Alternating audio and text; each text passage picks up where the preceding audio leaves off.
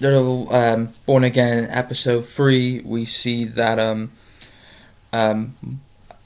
we see that this is of course the episode, the trial of Hector, to see if he's gonna go to prison or not for the crime, for the attempted murder that he did as well. And then we see that like the opening is very good. Like, we see a car going through. It reminded me from Echo when the shipments were, when Maya blew them up. I think it might be the same one. I don't know, but we see that these gangsters are making some negotiation, and then some dude in the back shoots them all and all that. And then we see more Vanessa and Fisk like breaking apart, which is opening was very much like Citizen Kane, like it's actually shot in the same way Citizen Kane would have the couple are divided here and the two shot right here. So like Fisk is there, Vanessa's there. I'm using point fingers for this, so that's how it goes.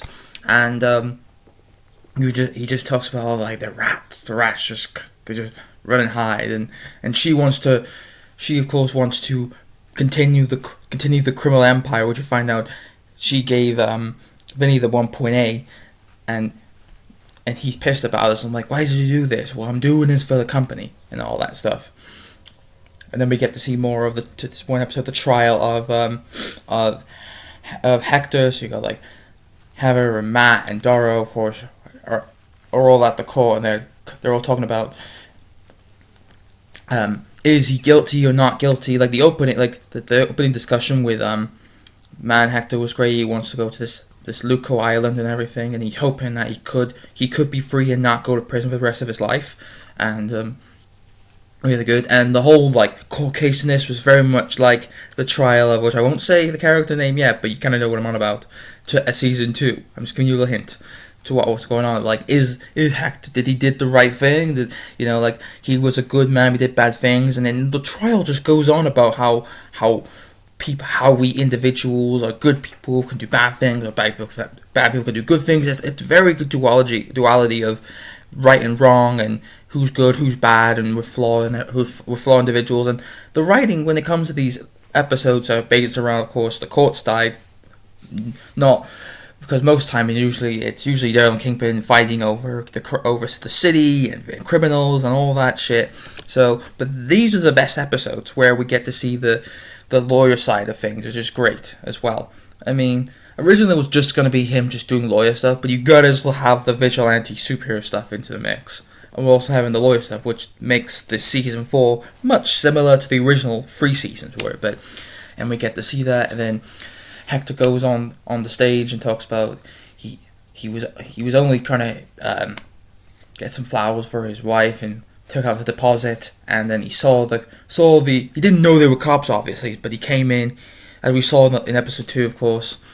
He got into a bit of a scruffle. He actually pushed one onto the train tracks, and the train hit it. They hate that one, and you see that, and it's really good. It got a really good emotional aspect, and they get a person, Nikki Torres, where Dara goes to find him, and you see there's Punisher graffiti on the wall, and you can tell there's even one cop in the stand watching had a Punisher tattoo on here, and you're like, oh my god. So they're out since Punisher's come back now, since he dealt with Billy Russo and all of that stuff with Jigsaw. A lot of these corrupt cops are kind of like Punisher worshippers, or admirers of Frank Castle. I mean, what Punisher, of course, hates criminals, and he takes the law. He takes different sides of the law. He doesn't follow the law or all that stuff, which makes him interesting.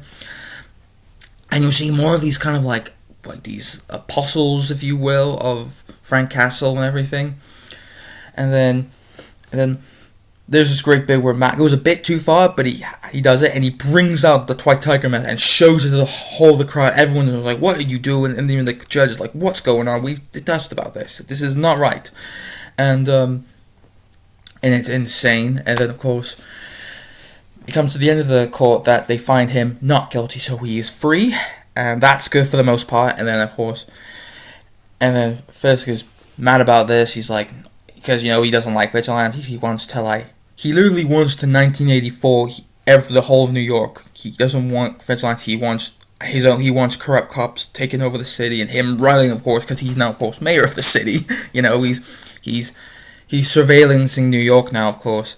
And then, of course, we get towards the end, and then we have this nice song at the end where Hector's putting on the white tiger suit. He goes out for probably for another he goes out vigilanting work, and then he hears what's going on, and then he walks up, and this other dude literally shoots Hector. He literally shoots Hector in the head, and you find out it is Frank. He is.